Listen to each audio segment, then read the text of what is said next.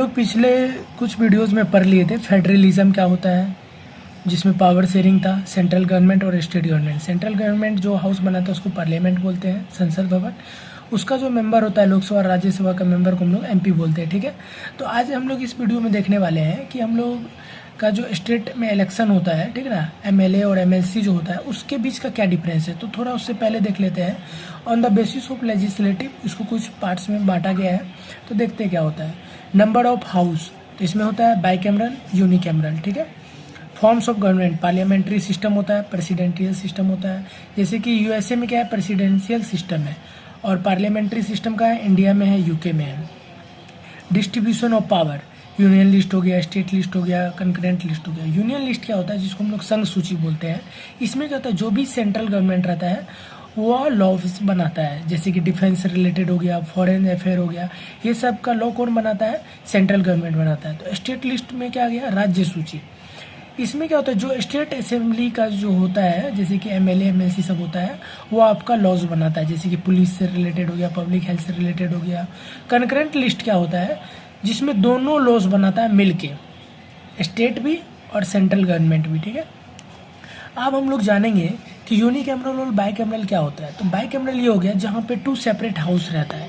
जैसे कि इंडिया में हम लोग का क्या है, लोकसभा है, राज्यसभा है। यूएसए में क्या है, हाउस ऑफ रिप्रेजेंटेटिव है और सीनेट है। यूके में क्या है, हाउस ऑफ कॉमन्स है, हाउस ऑफ लॉर्ड्स है।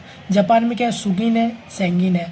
ये सब क्या है, बाइकैमरल लेजिस्लेचर वाला गवर्नमेंट है इस जगह पे। बाइकैमरल लेजिस्लेचर होने का क्या क्या कारण है, check on hasty legislating, representation of expert, reducing workload, preventing despotism, large size and diversity, historical tradition.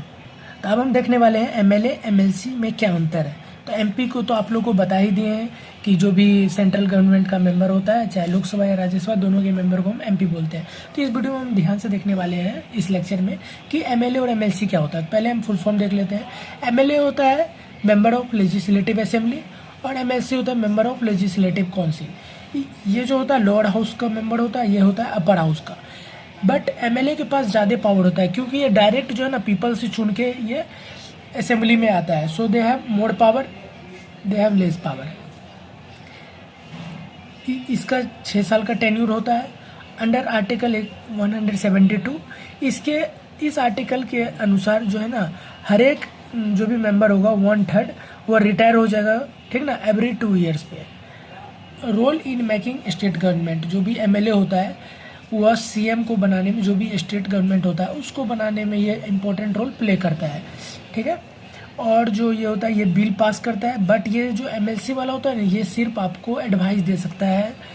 उसके बाद ये मोर पावरफुल रहता है और ये लेस पावरफुल रहता है। तो अब हम थोड़ा एमएलए के विषय में तो लगभग सब जानते हैं, बट एमएलसी के विषय में थोड़ा और जानते हैं हम। इम्पोर्टेंट चीज़, एमएलसी टोटल 6 स्टेट में है। एमएलसी वहीं पे रहेगा जो स्टेट में बाइकैमरल लेजिस्लेचर होगा। तो हम जानते हैं कौन कौन सा ऐसा स्टेट है जहाँ पे एमएलसी होता है।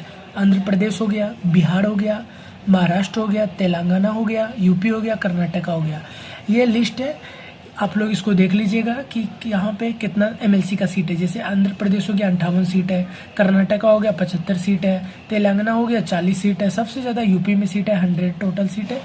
इसमें कौन कौन वोट करता है, तो कुछ पार्ट्स जो होता है, जैसे कि मान लीजिए 10 हिस्सा है, 10 गो मेंबर है, तो एक मेंबर को कोई ये चुनेगा, कोई एक मेंबर को ये चुनेगा, कोई 3 मेंबर को वो चुनेगा। जैसे कि हम लोग देखे थे ना, राज्यसभा का जो मेंबर होता है तो 12 से 13 सीट जो होता है ना वो प्रेसिडेंट इलेक्ट करता है। ठीक उसी तरीके से कुछ म्यूनिसिपैलिटीज़ वाला चुनते हैं, कुछ एमएलए, कुछ ग्रेजुएट्स कैंडिडेट चुनते हैं, कुछ टीचर, कुछ गवर्नर, ठीक है। इसका जो कम से कम एज है एमएलसी का मेंबर बनने के लिए तो वह है 30 ईयर्स, और जो इसका मिनिमम एज है वो है 25 ईयर। यदि आप लोग को और भी कहीं डाउट है एमएलए एमएलसी में क्या अंतर है, या फिर स्टेट या सेंट्रल गवर्नमेंट, कुछ भी डाउट है तो आप कमेंट कीजिए। ये टॉपिक यहीं पे एंड होता है। Thank you.